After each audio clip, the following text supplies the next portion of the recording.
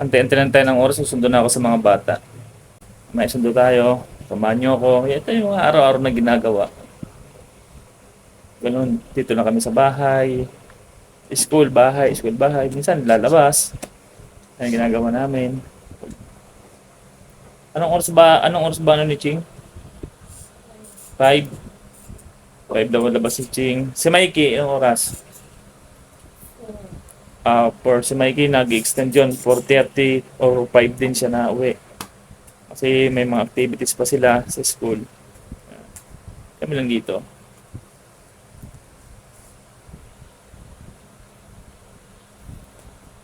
Kaya naglilista na naman siya ng mga kung ano pwedeng may binta. Yan lang, diskarte lang. So yun, ganun na. So ano naman yung ginagawa mo? Ang tinda. School supply. Nag-iipon ka na. Magkano naman isang ganyang school supply? 10 pesos. 10 pesos. So ilang peraso na yan? Magkano mo yan nakuha? Kung hindi naman kung pwede malaman. 60. Bali ilan na? Wholesaler.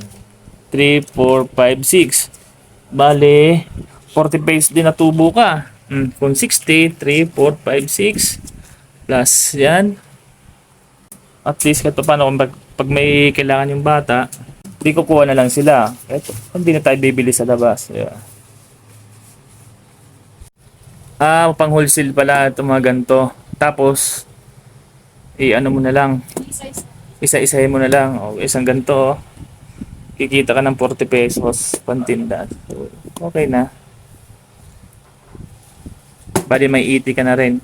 2 itong dumating. So yun guys, pauwi na kami. Nasundo ko na si Ching. Ayan na. Dami mga estudyante dito, mga pauwi na rin.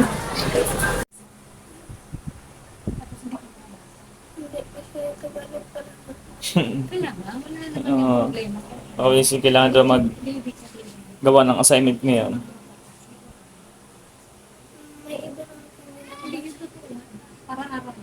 Ayun na rin si Mikey, nakauwi na. Hindi pa nakapagbihis. So yun guys. Mamimili muna kami. Let's go. Ito pala yung pinamili namin kanina. Unbox ko lang.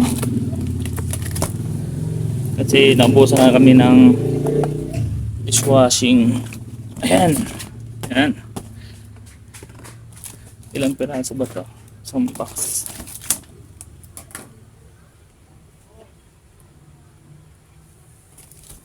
Okay.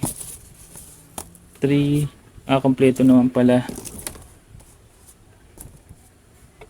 8 pieces. I-display ko na yan.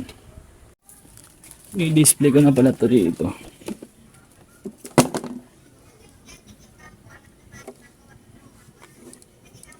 So yan.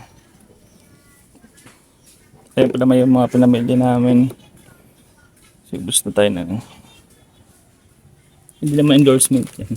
Yan ang talagang pinangbibenta namin.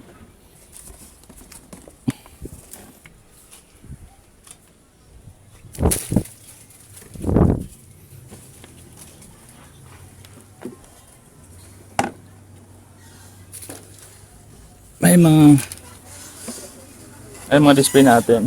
Yan mga okay. Ako na ngayon naman naka-duty.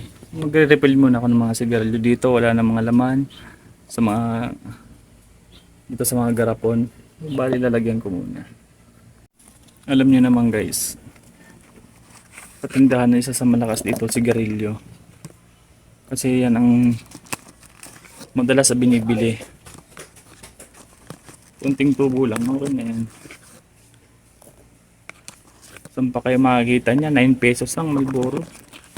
Sa iba magkano na yan? So yan guys. Ito na. Narepilan ko na.